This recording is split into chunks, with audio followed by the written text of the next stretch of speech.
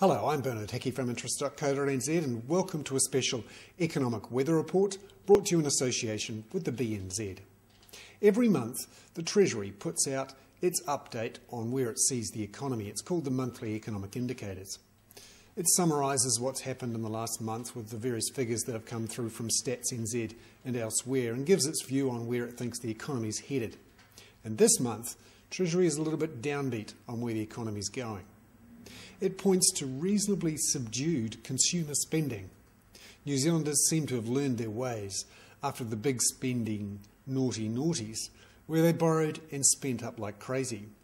Now people are saving. They are not spending and not borrowing a lot from their banks. And you can see here in this chart for electronic consumer transactions using credit cards and debit cards that there has been a rebound in consumer spending, but not to the same extent it was at before the crisis hit. New Zealanders are saving more.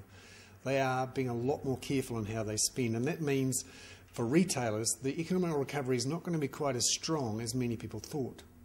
Treasury is saying it expects growth in the March quarter to show 0.8% up for the quarter on the previous quarter of the year.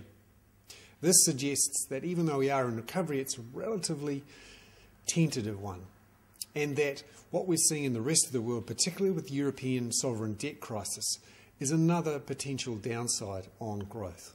However, most people are still picking the Reserve Bank to put up the official cash rate on this Thursday because we're starting to see some inflation pressures emerge. But there we have a relatively subdued outlook from the Treasury and its monthly economic indicators.